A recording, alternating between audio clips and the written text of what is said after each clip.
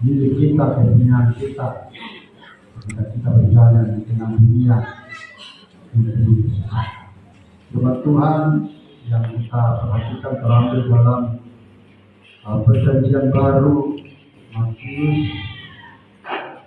Matius 7 ayat 21 sampai 23. Matius 7 ayat 21 sampai 23. Kita akan sama-sama membaca firman Tuhan ini supaya kita semua dapat berkat daripada Tuhan. Matius 7 ayat 21 sampai 23. Kita sudah temukan, katakan amin. Kita akan baca hitungan ketiga. 1, 2, 3. Bukan setiap orang yang berseru kepadaku, Tuhan, Tuhan, akan masuk ke dalam kerajaan surga, melainkan dia yang mengharapkan kehendak Bapa yang di surga.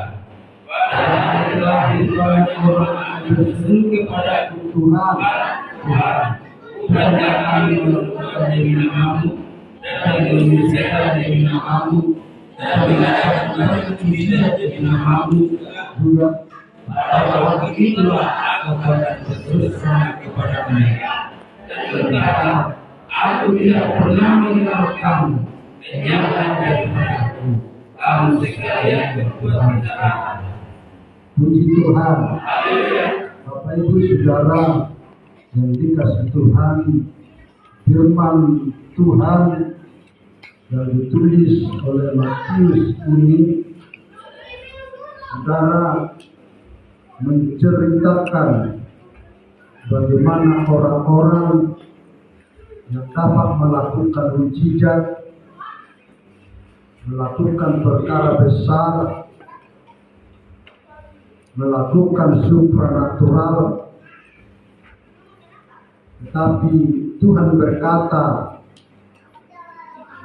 enyahlah daripadaku kamu sekalian berbuat kejahatan.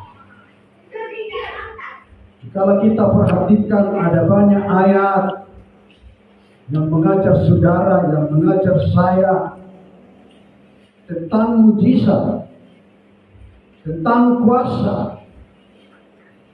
Bila kita melakukan segala sesuatu yang diperintahkan Tuhan dengan kuasa Roh Kudus, firman Tuhan katakan, maka umat-umat Tuhan akan dapat melakukan mujizat-mujizat. Tapi yang menjadi pertanyaan, saudara yang dikasih Tuhan, kenapa orang-orang ini tidak dikenal Tuhan? Kenapa orang-orang ini, Bapak Ibu Saudaraku, Tuhan katakan, kenalnya kamu sekalian berbuat kejahatan. Lalu di sana mereka berkata, bukankah kami dalam ayat 2, pada hari terakhir banyak orang akan berseru kepada Tuhan, Tuhan, bukankah kami bernubuat demi namamu? Bukankah kami mengadakan banyak mujizat demi namamu? Ini saudara-saudara yang dikasih Tuhan, menjadi sebuah pertanyaan. Bahkan ini mungkin terjadi di dunia akhir zaman ini. Ada banyak orang melakukan mujizat.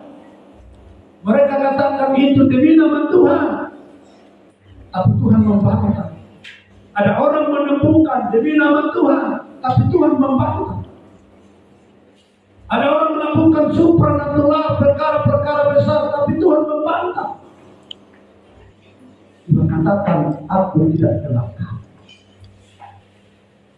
Nah, jawabannya saudara yang dikasih Tuhan, bahwa orang-orang ini atau mereka ini, sekalipun mereka melakukan supranatural, adalah mereka itu tidak, saudaraku, tidak dikenal Tuhan, padahal sudah melakukan perkara perkara besar, bahwa orang-orang ini tidak mempunyai hubungan yang erat dengan Tuhan. Nah, Bapak Ibu Saudaraku, ini menjadi satu catatan bagi saya, bagi saudara. Ketika kita tidak ada hubungan yang erat kepada Tuhan, sekalipun saudara bisa berbahasa, sekalipun saudara bisa melakukan perkara besar, sekalipun kita bisa melakukan mujizat, Tuhan nanti akan tantang saudara dan saya pada hari terakhir, aku tidak mengenal kamu. Maka mulai hari ini saudaraku, mari kita coba perbaiki hubungan kita kepada Tuhan kita, Sang Pencipta langit ini. Kita mulai ada relationship kepada Tuhan, hubungan yang erat kepada Tuhan, atau keintiman kepada Tuhan.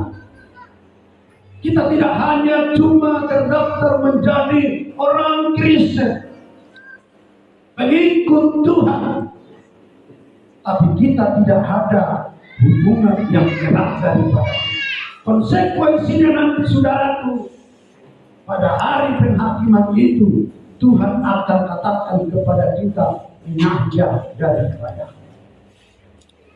Betapa malang nasib kita, betapa sedihnya hati kita ketika kita nanti ditolak, Bapak Ibu Saudara yang dikasihi. Kalau pengantin yang 5 itu, karena mereka juga tidak siap-siap sedia.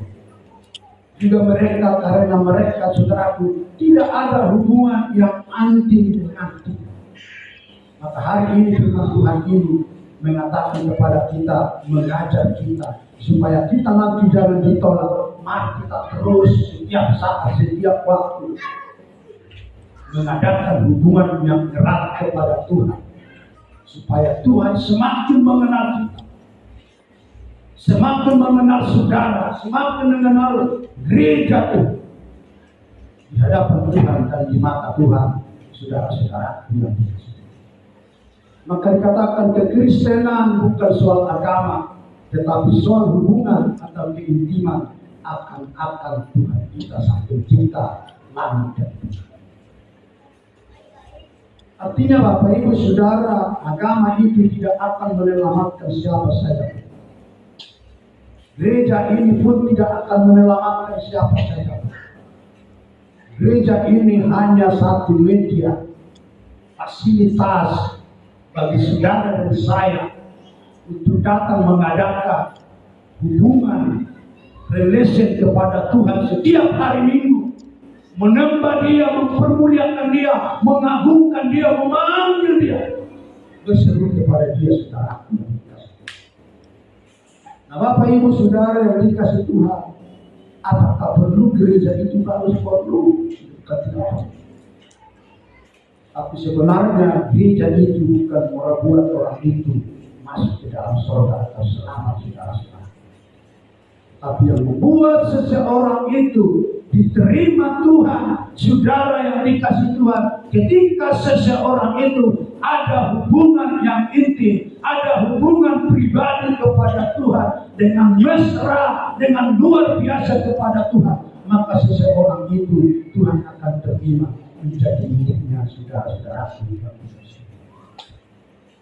Ketika firman Tuhan ini mengingatkan saudara dan mengingatkan saya hari ini, saudara yang dikasih Tuhan, mari kita berjalan bersama Yesus dengan persekutuan yang erat dan mesra kepada Tuhan. Haleluya. Ini yang menjadi pegangan kita dalam kita berjalan terlebih-lebih jauh sama ini, saudara yang dikasih Tuhan. Saudara yang dikasih Tuhan, hidup kita ini seperti firman Tuhan minggu yang lalu, maka semua ditambahkan sebuah bangunan. Hidup saudara, hidup saya, hidup kita digambarkan sebuah bangunan. Yang pertama dibangunnya adalah pondasi. Ketika pondasi ini kokoh, Maka selanjutnya bangunan itu, kalau minggu yang terakhir atau bulan yang lalu itu, bukan dilihat dari tingkat 10 tingkat atas tingkat dia, tapi yang dia saudaraku dari pondasi. Apakah pondasi saya sudah teguh? Apakah pondasi saya sudah kokoh? Apakah pondasi saudara sudah teguh? Apakah pondasi saudara sudah kokoh?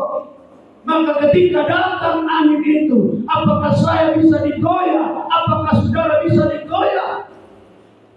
Yang membuat anak-anak Tuhan gampang tergoyah karena pondasinya belum kuat.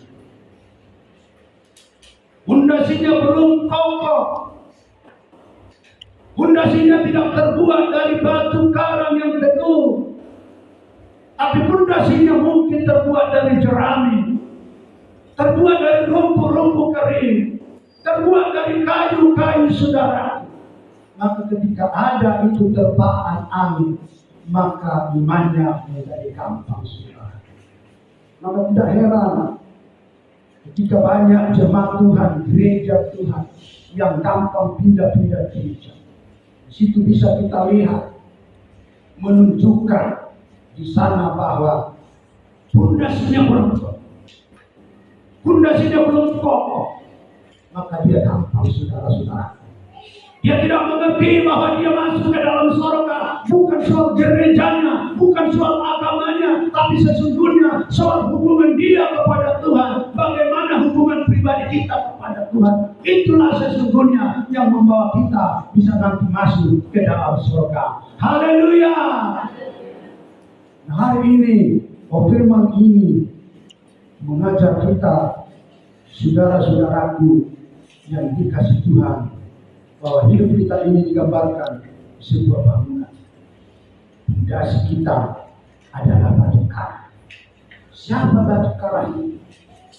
Batu karang itu adalah Yesus. Batu karang yang teguh adalah Yesus. Maka ketika kita menaruh pondasi kita di atas Tuhan Yesus, di atas Kristus, saya yakin percaya 100% seseorang itu tidak akan kokoh. Amin. Apapun yang terjadi, walaupun sakit, walaupun menderita, walaupun susah, banyak terpaan, silih berganti. Ketika seseorang itu menaruh pondasinya adalah Yesus dalam hidupnya, maka seseorang itu tidak akan gampang kokoh. Sebab dia tahu dan dia mengerti bahwa Yesus itu mampu melakukan perkara-perkara besar bagi setiap kehidupan.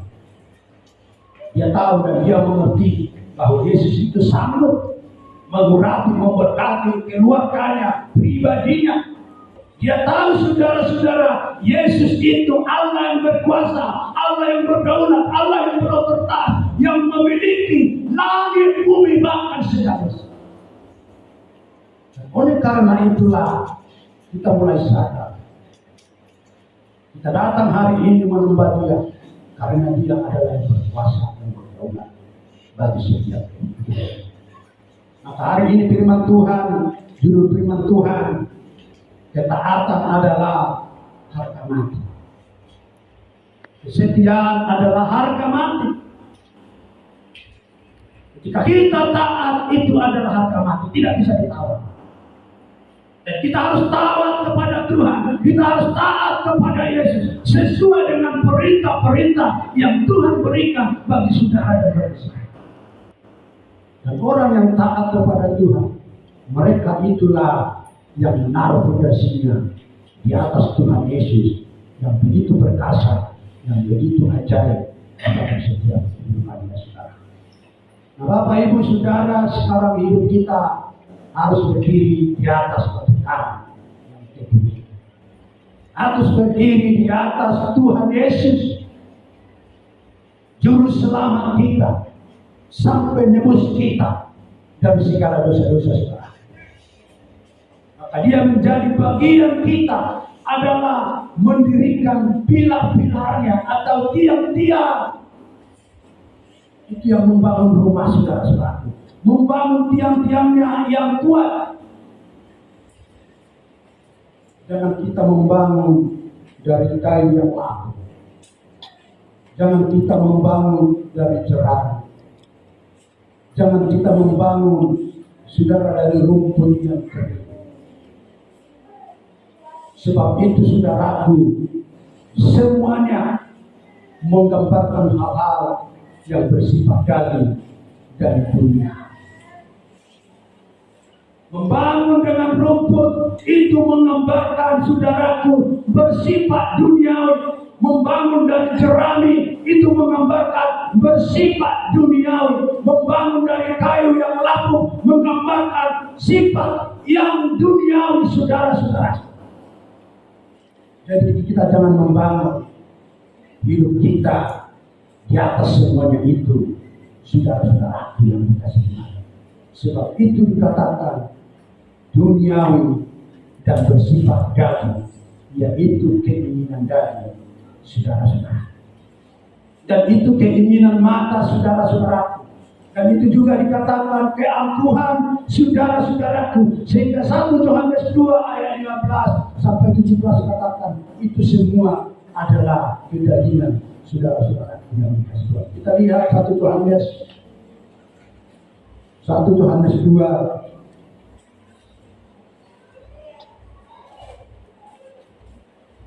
ayat 15 sampai 17.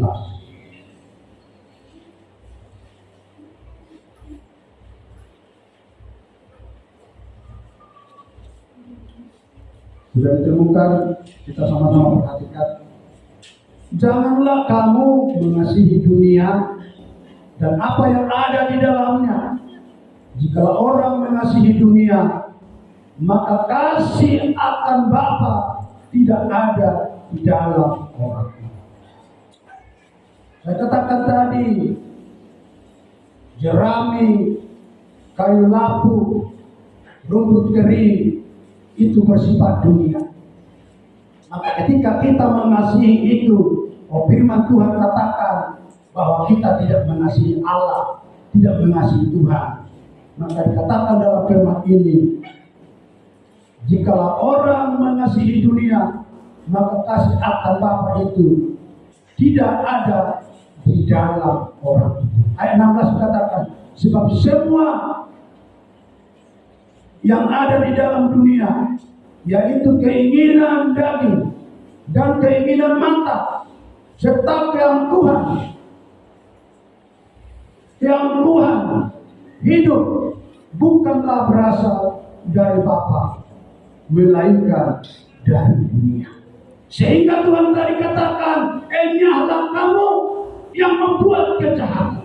Kenapa, saudara? Karena mereka mengasihi yang bersifat dunia tadi, yang bersifat kedagingan tadi, saudara.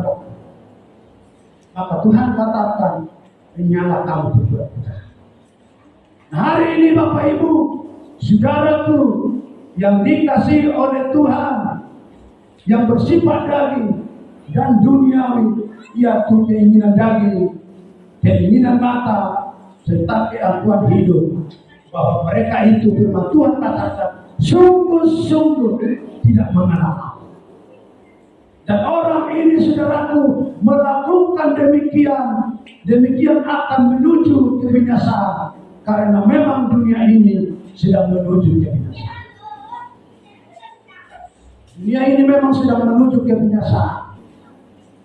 Dan kalau kita membangun melalui dengan yang bersifat dunia ini, ketahuilah, sadar atau tidak sadar, bahwa saudara dan saya sedang menuju kebinasaan. Saudara yang dikasihi. Maka kita mari membangun, tidak membangun dengan sifat duniawi, tapi kita mau membangun, saudaraku, dengan sifat rohani yang daripada Tuhan, yaitu yang di atas batu karang yang teguh, saudara-saudaraku yang dikasihi Tuhan. Tetapi orang yang melakukan kehendak Tuhan, yaitu mendirikan rumahnya itu atau hidupnya, membangun hidupnya di atas batu karang atau di atas Tuhan Yesus Kristus dan membangun pilar-pilarnya atau tiang-tiangnya, yaitu hubungan yang erat atau relasi yang indah, relasi yang intim kepada Tuhan, saudara-saudaraku yang dikasihi Tuhan. Maka hari ini saudara dan saya datang di bait Allah, di bait Tuhan ini adalah salah satu adalah sedang membangun hubungan kita kepada Tuhan, sedang membangun relasi kita kepada Tuhan, sedang membangun tiang-tiang fondasi, sedang membangun pilar-pilar kita kepada Tuhan. Jadi kedatangan kita tidak akan menjadi sia-sia, tapi sungguh-sungguh kedatangan kita adalah sebuah kedatangan yang menenangkan hati Tuhan, yang menenangkan hati Allah, yang menenangkan hati Yesus. Sebab kita adalah sedang membangun pilar-pilar atau tiang-tiang kepada Tuhan kita, saudaraku. Seperti apa itu tiang-tiang itu, saudaraku? Tiang-tiang yang kuat berbicara tentang doa. Tiang-tiang pilar-pilar yang kuat berbicara tentang pujian. Tiang-tiang yang kuat berbicara tentang hubungan kita kepada Tuhan. Itulah pilar-pilar dan tiang atau orang yang membangun hidupnya di atas batu karang itu. Jadi Bapak Ibu Saudara, ketika kita suka memuliakan Tuhan, menyembah Tuhan, mengagungkan Tuhan, memuji-puji Tuhan, berhubungan dengan Tuhan, percaya, sadarilah bahwa saudara sedang membangun yaitu pilar-pilar dan tiang-tiang di atas batu karang yang teguh, yaitu Tuhan Yesus Kristus. Haleluya. Hari ini kita sadar, saya datang memuliakan Tuhan, saya sedang membangun yang dikehendaki Tuhan, saya sedang membangun pilar-pilar tiang-tiang di atas batu karang itu. Dengan kata lain, saudaraku, bahwa saudara dan saya tidak salah membangun.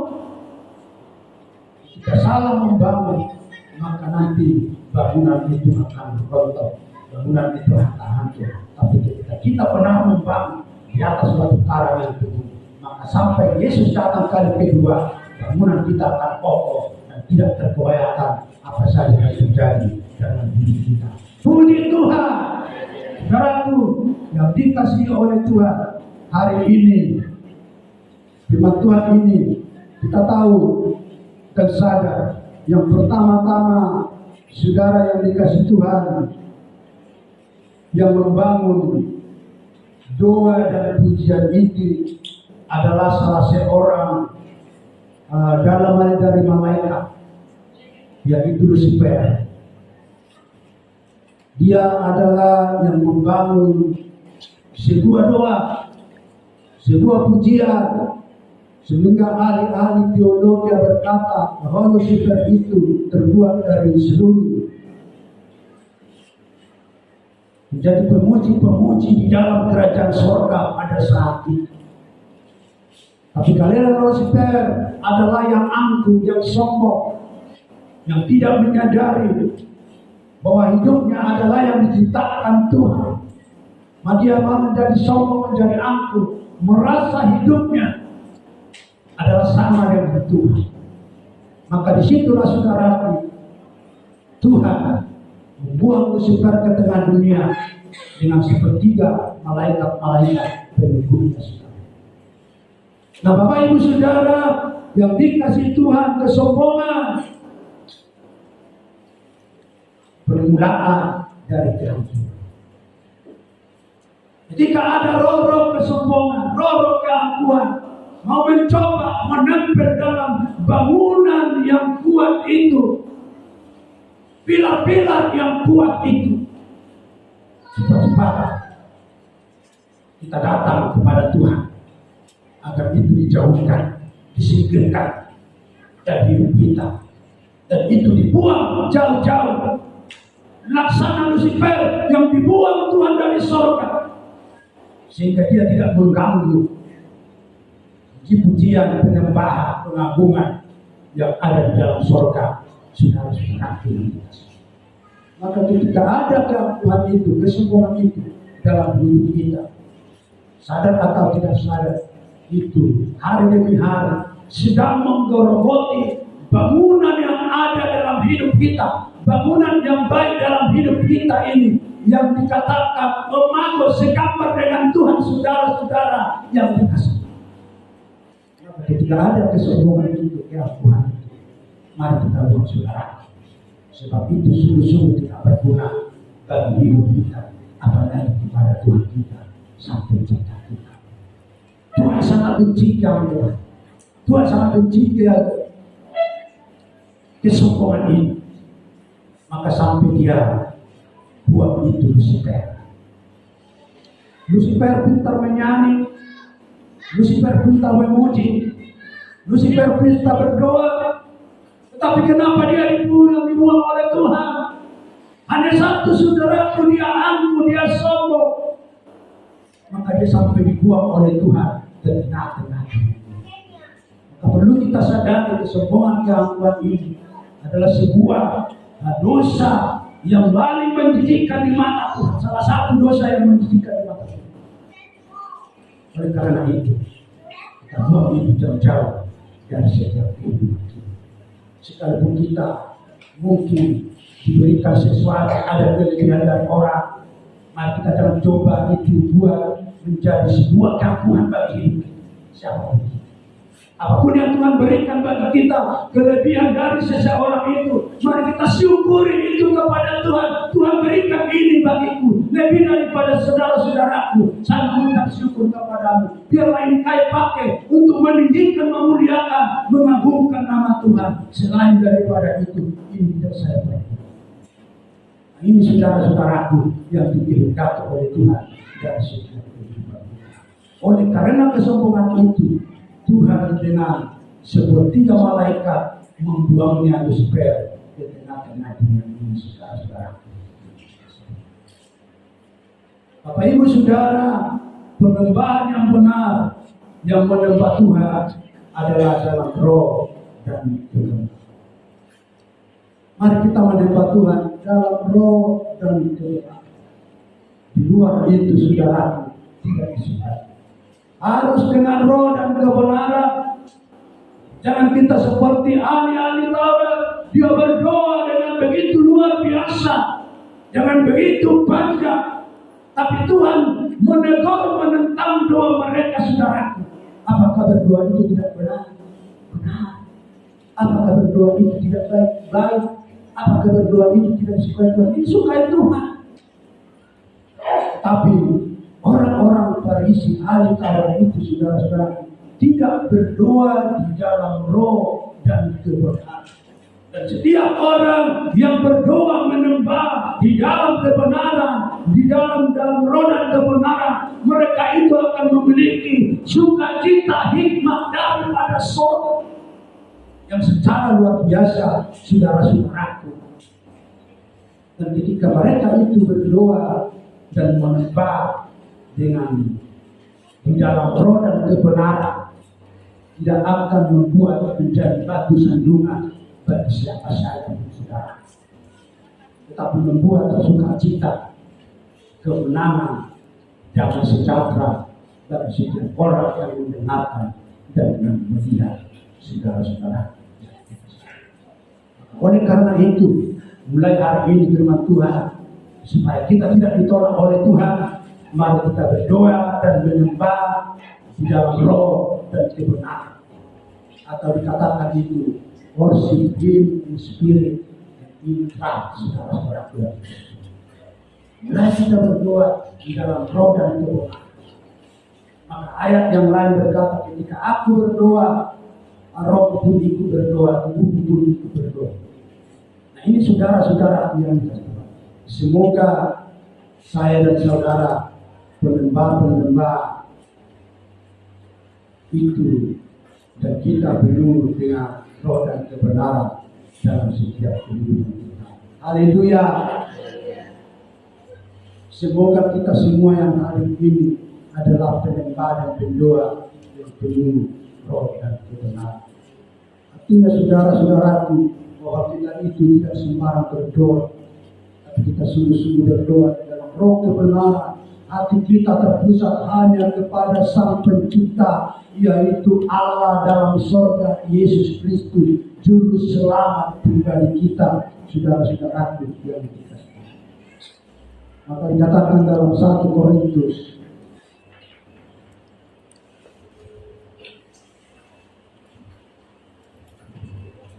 Satu Korintus 6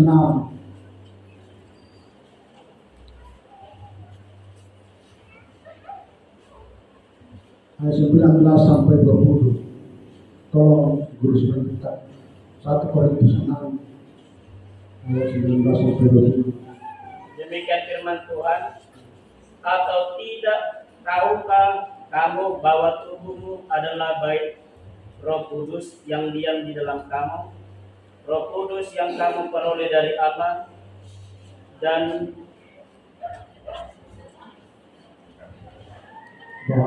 bahwa kamu bukan milik kamu sendiri, sebab kamu telah dibeli dan harganya telah lunas dibayar. Karena itu muliakanlah Allah dengan tubuh. Puji Tuhan. Karena itu muliakanlah Tuhan dengan tubuhmu. Bahwa kita sudah lunas ditebus dengan harga yang mahal, bukan dengan perak, bukan dengan uang, bukan dari emas, tetapi dengan harga yang sangat luar biasa, yang tidak dapat dibeli oleh apa saja pun, saudara. Bahwa marah Tuhan Yesus itu begitu mahal, begitu ajaib, begitu luar biasa, menunjukkan kasih Allah, menunjukkan kasih Tuhan bagi saya dan bagi saudara. Dia rela berikan itu nyawanya atau darahnya. Maka oleh karena itu kita mau menyembah Dia, berdoa kepada Dia di dalam roh dan kebenaran seperti dikatakan demikian. Atau tidak tahukah kamu bahwa tubuhmu adalah bait Roh Kudus yang diam di dalam, Roh Kudus yang kamu peroleh dari Allah, dan bahwa kamu bukan milik kamu sendiri. Jadi milik kita, hidup kita ini sebenarnya bukan milik kita. Ini adalah milik Tuhan. Jikalau saudara membeli sesuatu barang, itu tidak milik toko lagi. Atau saudara atau anak-anak kami beli handphone, dulunya memang milik toko ini, tapi ketika sudah dibeli, dibayar lunas, itu tidak milik toko lagi, tapi milik saudara. Begitu dikembangkan bahwa hidup kita ini yang dibangun di atas batu karang ini, sesungguhnya ini bukan milik kita lagi. Maka tidak ada alasan kita untuk angkuh, tidak ada alasan kita untuk sombong, tidak ada alasan kita untuk meninggikan diri. Tapi kita sudah adalah milik Tuhan. Dengan kata lain, Bapak Ibu saudaraku yang dikasih Tuhan, kita harus turut perintah Tuhan, arahan Tuhan dalam setiap kehidupan kita. Setiap kita melangkah, setiap kita berjalan, kita harus tunduk kepada perintahnya, saudara-saudaraku. Sebab kita adalah sudah milik kepunyaannya. Namun walaupun kita kepunyaan Tuhan, Tuhan tidak pernah merancangkan kejahatan bagi hidup kita, atau Tuhan tidak pernah semena-mena, sesuka-sukanya untuk memberikan yang jahat kepada kita. Tetapi Tuhan berikan sesuka-sukanya untuk memberikan yang indah dan baik dan yang manis bagi saudara dan bagi saya. Haleluya! Sungguh kita beruntung memiliki Allah seperti Dia, Tuhan seperti Dia yang percaya, yang setia memelihara setiap hidup. Ketika kita lemah, kita ditolong. Ketika sudah susah, kita dihidup. Ketika kita berat, beban kita jatuh. Ketika kita sakit, luka kita dibalik, saudara-saudara. Sehingga Matius berkata, saudara, ketika aku sakit, kau melawat aku. Tiap saat setiap kita sakit sebenarnya Tuhan lawan saudara dan saya. Apa kita sadari saudara-saudara, diberikan kita kekuatan, diberikan kita kemampuan, dan kita memperoleh melihat kesembuhan yang luar biasa. Kita sadar itu bukan karena kekuatan kita, bukan karena keperkasaan kita, yang walaupun memang ketika kita sakit itu harus meminum obat, harus memakan obat. Tetapi sesungguhnya saudaraku, itu adalah kuasa daripada Tuhan yang dapat menyembuhkan saudara dan saya. Puji Tuhan. Nah, hari ini saudaraku kita sadar dan kita mengerti bahwa firman Tuhan, oh saya ini milik Tuhan. Saya ini milik Allah. Allah itu yang suci, yang kudus. Dan saya tidak mau lagi bawa hidup saya ini ke dalam kotoran, ke dalam kubangan. Tapi saya akan jaga pelihara hidup itu. Tubuh saya ini menjadi kudus dan suci, senantiasa di hadapan Tuhan. Ketika dia nanti kali kedua datang ke tengah dunia, tetap Tuhan melihat kita adalah kudus dan suci. Dengan kata lain, ayat yang lain perempuan yang bijaksana ini siap setia saudara-saudaraku yang dikasihi. Nah, Bapak Ibu Saudara yang dikasihi Tuhan, ada dua macam manusia. Yang pertama manusia jasmani atau daging ini, sifatnya makin hari makin merosot. Daging kita ini setiap hari makin merosot. Kalau dulu saya mendaki bukit, walaupun 2 kilometer ke permukaan laut sampai ke atas masih bisa. Sekarang naik ke atas itu mudah. Kenapa? Sesuai firman Tuhan, daging kita ini semakin hari semakin merosot. Umur kita makin berkurang. Makin berkuranglah fisik kita, saudara-saudaraku yang dikasihi Tuhan. Maka dikatakan sifatnya makin hari makin merosot. Manusia daging ini tidak yang cenderung membuat kita jatuh dalam dosa. Manusia daging ini cenderung membuat saya jatuh ke dalam dosa. Manusia daging ini cenderung membuat saudara jatuh ke dalam dosa. Kenapa jatuh ke dalam dosa? Ketika kita membangun di atas kayu lapis tadi, ketika kita membangun di atas jerami tadi, maka ini akan cenderung saudaraku membuat kita jatuh ke dalam dosa. Maka firman Tuhan katakan, makanya kita saudaraku harus salibkan tubuh jasmani. Harus disalibkan, cross harus disalib. Maka firman Tuhan katakan pikul salib. Dan ini adalah ringan, bukan pahit. Ringan. Artinya kenapa Tuhan katakan ringan? Ketika daging ini saudara salibkan, ketika daging ini saya salibkan, maka nanti kita akan merasakan keringanan. Keringanannya di mana saudaraku? Ketika Tuhan nanti datang tidak berkata berbuat kejahatan, tetapi Tuhan akan berkata, mari anakku, kamu adalah berbuat kebaikan. Kamu adalah laksana yang kuberikan 2 talenta. Laksana yang kuberikan 35 talenta. Anakku berbuat kebaikan. Mari bersama dengan aku makan. Mari bersama dengan aku minum. Bahkan lebih daripada itu, engkau akan kuberi pangkat jabatan, mahkota, ketika nanti saya menjadi pemimpin di bumi dan di tanah Tuhan saudara-saudaraku yang dikasihi.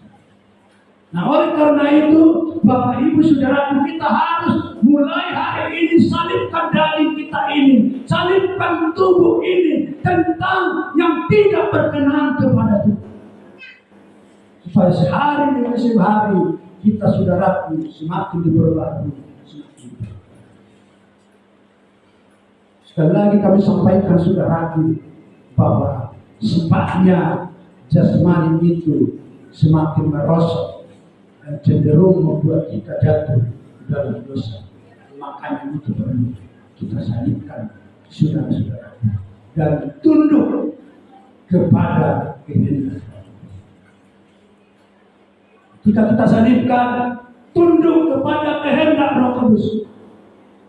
Jika kita tidak tunduk, maka saudara-saudara yang dikasihi Tuhan, kita tidak akan mampu untuk mengalihkan daging kita ini atau tubuh kita.